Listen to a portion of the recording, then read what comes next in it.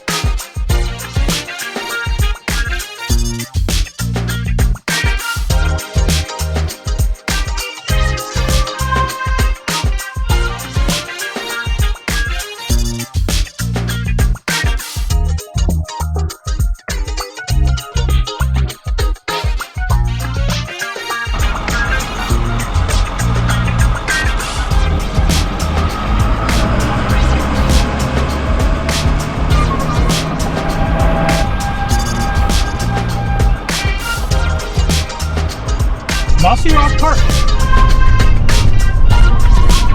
Riffe Lake.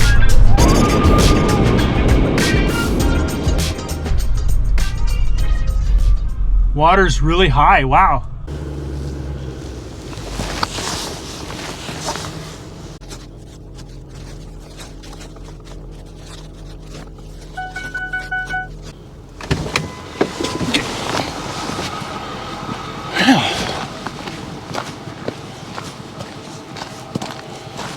Interesting. It's not much of a dock, huh? That's funny. Okay, we'll just...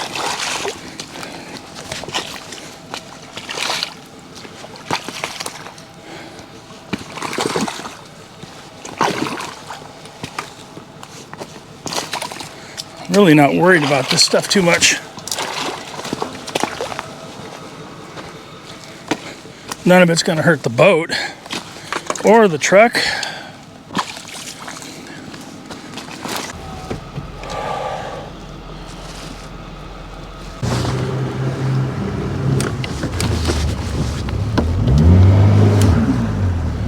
Okay, we are here.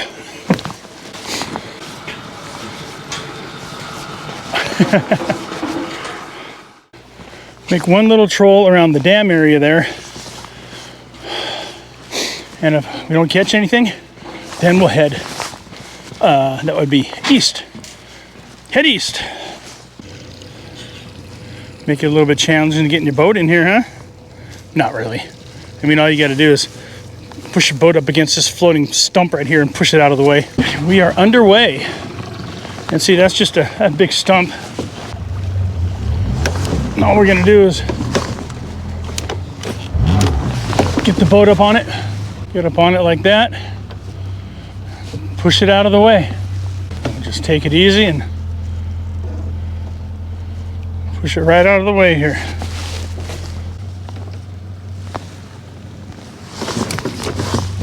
Now let's go fishing. I was on Mayfield Lake a couple years ago, and it was just total log jam like this, but big logs, trees. And I was up on the northern part of the lake, and I went out there early in the morning, and by the time I got back and was heading back, it was totally plugged with these big logs that were, I mean, trees and logs and stumps and everything. And I had to do that with a bunch of logs and push them out of the way so I could get through. It was actually kind of fun. I like that kind of stuff. Okay, so I'm gonna head over that way to the dam and see if what we can do over there. Okay, on this first rod I'm putting in, this is gonna be my dropper rod. I'll put a link in the description down below to show you how I make these dropper rigs. But this give you kind of an idea right there. It's a little long. Some people don't like it. I like it this way because it makes sure that I don't bring the fish up too close to the boat or too close to my rod. But the way this works is I have area up here in the front that acts as a bumper. So when you're fighting the fish and the fish takes off, it slides through nice and smooth, and it doesn't put all that pressure of the weight against the fish's mouth when he's shaking his head back and forth. Less likely to rip it out of his face.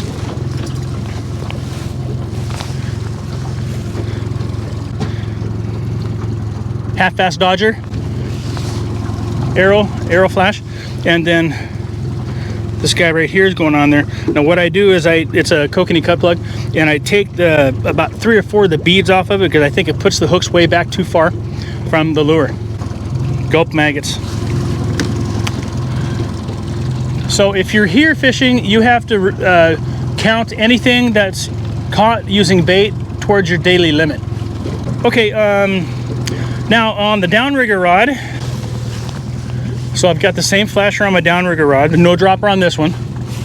And then we have this red Kokanee cut plug. This one's gonna go down about 20 feet. It's wiggling back and forth nicely, and it's not flipping over. So personally, I think as long as the flasher is not rotating over and flipping over, I think the speed is fine. What I do on the downrigger is I'm gonna go back, I'm gonna go 40 feet. So it's going to be 40 feet from the ball, okay, and then clipped into the clip. All the way nice and tight. And let's go down to 20 feet.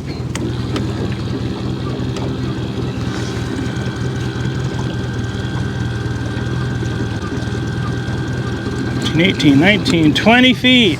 And then just like when I'm fishing for salmon, or if you guys are fishing for salmon down rigging, you want to take up all the slack, all the bow in your line. Get as much tension on your rod as possible. That way when the fish hits it, it pops out of the release. Okay, now we're fishing. I'm gonna let the wind push us and then just control the boat speed by kicking the motor in and out to keep it below 2, because with the wind blowing us and this thing idling, it's doing 2. This is the first lake trip of the year, and of course I forgot a couple of things. One of the most important things is my remote. I'm not marking any fish here. Now we're in 349 feet of water. Oh. Well, I dropped this one down. There were some fish down deep, so I went down to 60 feet. I've been trolling at 60 feet with this one. 60 feet back on this one. I haven't gone further back with this one, so I'm going to give it a few minutes. I'll go back to 80. I don't like to go further back than 80. I haven't found the need to do it. That one at 80 and this one's at 60 feet deep and 40 feet behind the ball. So anytime you're downrigging, the deeper you go, the more blowback you get on your line. The blowback I'm talking about is the span of line between the rod and where it's clipped into the downrigger, where the clip is. In that stretch, you want to get that as tight as possible, because you're going to have a bow in it. Naturally, you're going to have a bow in it because it's tight from the ball to the rod, and you got pressure, it's coming through the water, so there's going to be pressure up against it. You're going to have a bow. You want to have as little bow as possible, so when the fish breaks off, theoretically, depending on which way the fish runs, if he does break off, the rod's going to snap up. It's going to help set the hook. It's going to take up the slack. That's how it's supposed to work. But sometimes what happens is the fish will hit it, it'll break off, and it'll run towards the rod, and then you'll have way more slack. This way you got to pick it up really fast. Anyway, that's what I mean by blowback. Okay, I think I'm going to pull this up, and I'm going to jam over here to another spot, and this is to the spot that I was catching the fish with Bobby Brown the last time we were here. Now this thing is super tight, so it shouldn't take much pressure to break it off from the clip. All right, let's zip over there yonder. Oh, gotta get this motor up.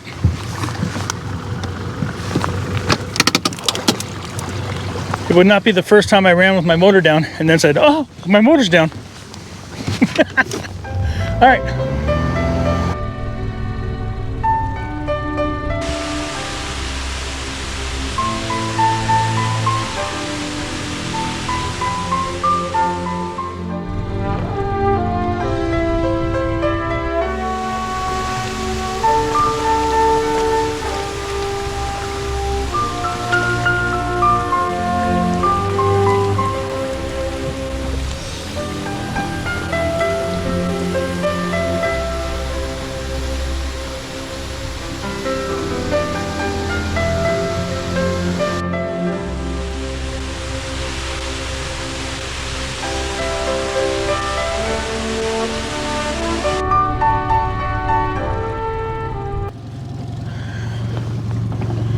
Well, I don't know if you can see that point way down there, but I trolled all the way there, now all the way back, and I'm one bend around one corner from the boat launch.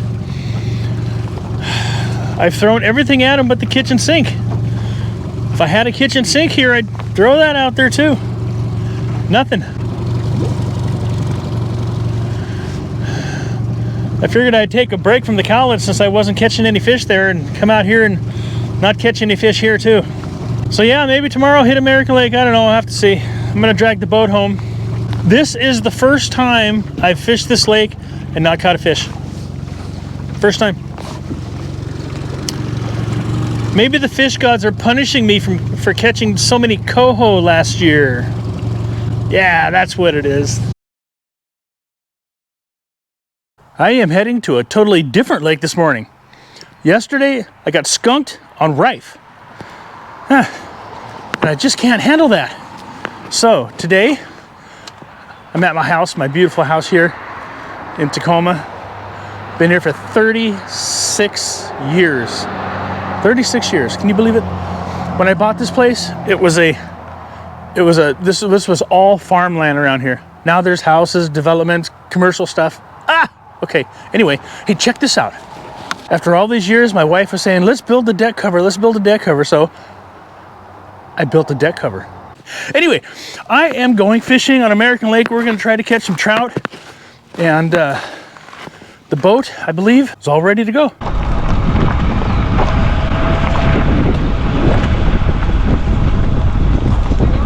Go good. Okay, we are here. A gentleman in his boat over there was smiling at me and waving when I came in, so he must watch the channel. I don't know who you are, but hi. Okay, well, I'm gonna get this thing in the water and we'll get going.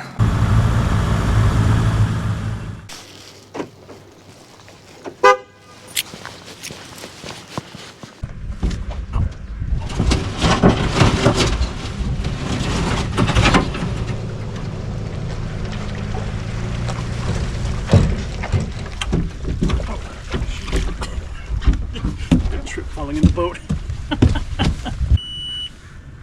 Good luck out there. Yeah, thank you. Likewise, man.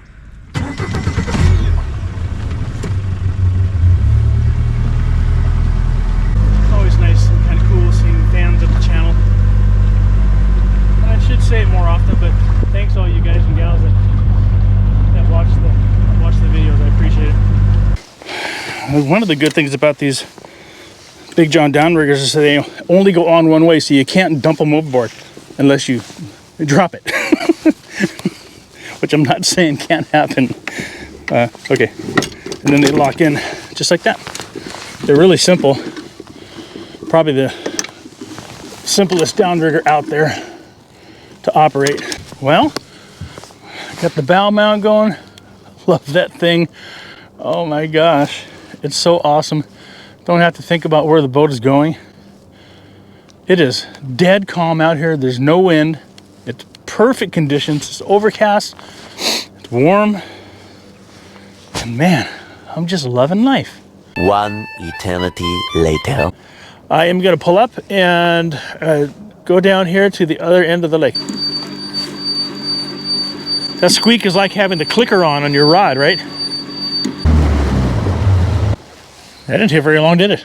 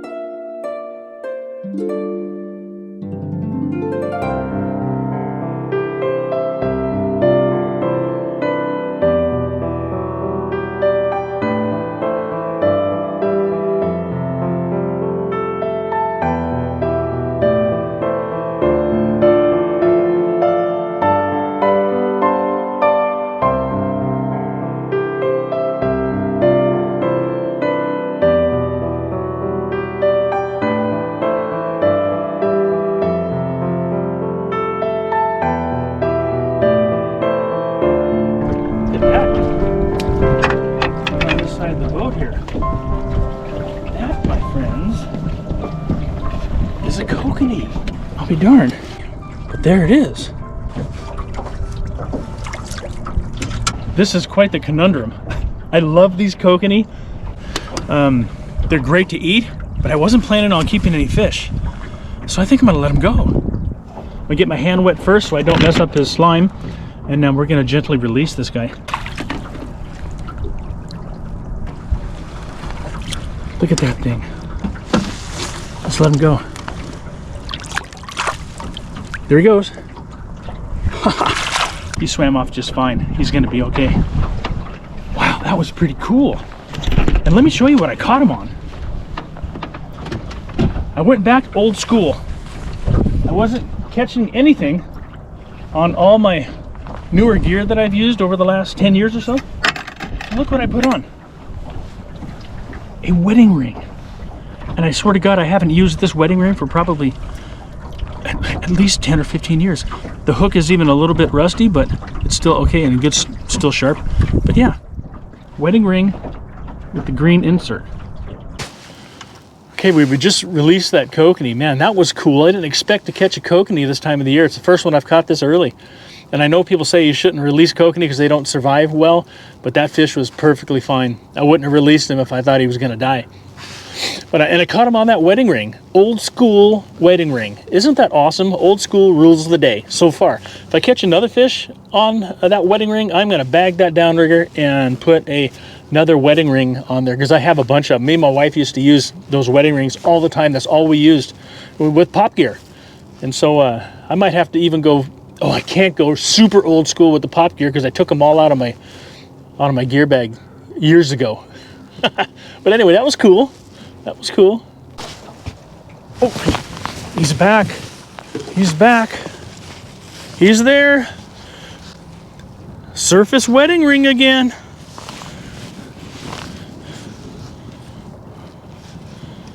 A little bit of head shakes there. Ooh, nice, nice. Wow. Ooh.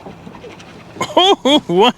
Even taking a little bit of line. What's going on here? That's pretty cool. Okay. It feels like a decent fish because I can feel the vibration of the dodger. Usually when the fish is turning sideways and putting a lot of pressure on the rod, you can feel the vibration of the dodger, which doesn't usually happen with smaller fish. I gotta switch hands. Oh, keep them up here. Keep them low, come on. Yeah, this is a nice fish. This is a nice fish. And I need to make another turn. Come on. Oh, I'm afraid he's gonna come off. But these hooks on these, oh, this is a trout. It's just a big trout. Come on. There we go. Whew. Keep him in the water as best I can. Whew, that is a fat trout. And it just came off in the net. Perfect.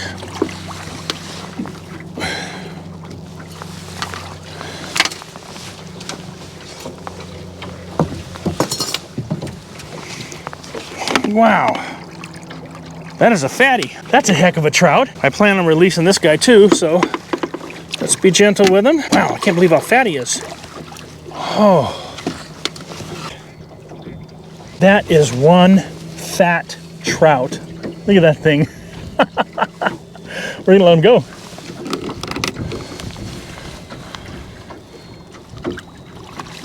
He was floating for a second until I hit him with a net and then he took off.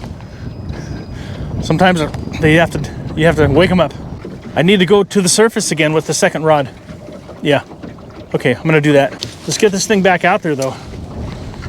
This is the one that seems to be catching the fish.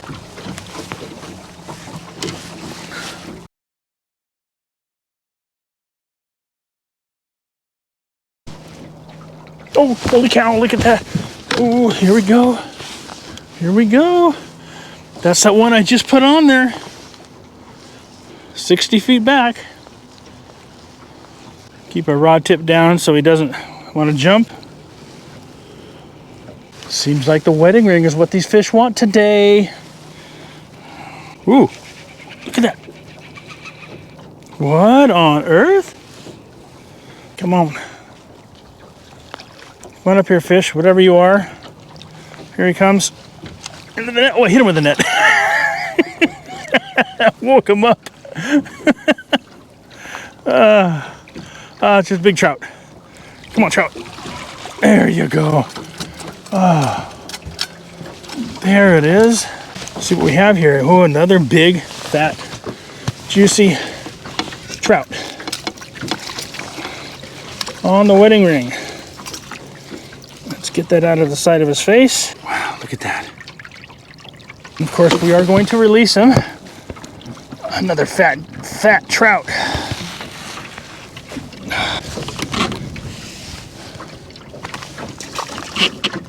There he goes. Another awesome fish. I hope you were keeping an eye on that other rod for me. So instead of just driving back and forth in the center of the lake here, or going around in circles, what I've been doing is I've been cutting across this thing back and forth and just moving over 30 or 40 feet, or maybe 50 or 60 feet each time. Yeah. How are you? Oh, appreciate it. Thanks. See, you net a couple. Yeah, I got 2 trout and 1 kokanee. How deep you getting them? All on the surface. Surface with a half ounce on my dropper. Catching them on the old school wedding ring. Yeah, we got one floating too. I tried all my Dodgers and Hoochies and everything else and put a wedding ring on and bam. Corn? Pardon me? Corn? No, gulp maggots. Maggots? Yeah, that's all I use. Well, that's kind of cool. That guy in that boat said he watches the channel. Told him what I was using. And hopefully he catches some fish. Turned out to be a pretty good day. It turned out really, started really slow, but I've managed to put a few fish in the boat along with a kokanee. Woohoo! That one had that rod bent over. That dude in the tracker boat right there says he watches the show. Which is cool. Don't know what we have here. Probably another trout. I don't like to try to guess what they are. Come on, baby, come on. Stay down. Oh, yes. Look at that. Oh, that is so cool. I don't know if you can see that in the camera. That is awesome. Awesome. Big old trout again.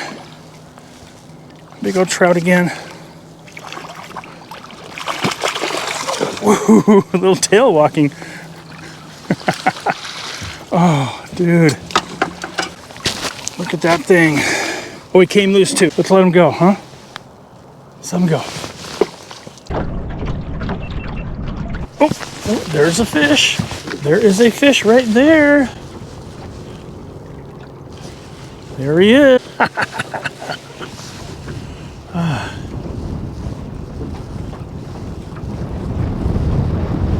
Ooh, putting up a little bit of a fight. I'm gonna bring this one in. Woo. Wow, taking line. Okay, we have an angry fish here.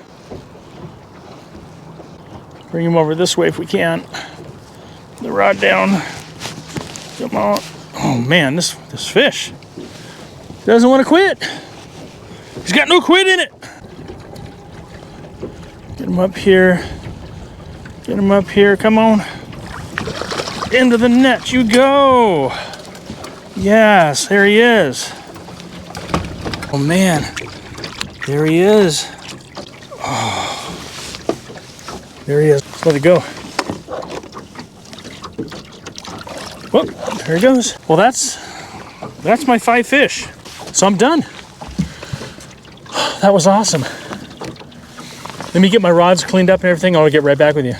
Man, was that a fun day or what? That was absolutely awesome. That was a great day, wasn't it? Let me show you the lures that work today. People still use these a lot. I don't use them anymore. But that wedding ring right there with the green insert on a, oh, I'd say 18-inch leader. And then same thing, 18-inch leader with that one right there. These are what worked. They've been in my tackle box forever, and I haven't used them because I haven't needed them, and nothing else worked until I put those 2 on. And then when I put those on, bam, 5 fish. my 5 fish limit. So thanks for watching. I appreciate it. If you're not subscribed, subscribe. The next time, I don't know where I'm going to be. I might come back out here again. This is a lot of fun. This is a lot of relaxing fishing. Yeah, so anyway, peace, love, and tight lines. Bye now. If you liked this video, be sure to check out our other videos where you'll join us on the ocean catching kings and silver salmon, lakes catching kokanee trout, and landlocked coho. We'll also be working our riverfront homestead and harvesting venison. Stay tuned for more fishing and hunting and outdoor adventure videos. Be sure to subscribe to the channel and hit that bell button so you get notifications of new uploads. Thank you for watching.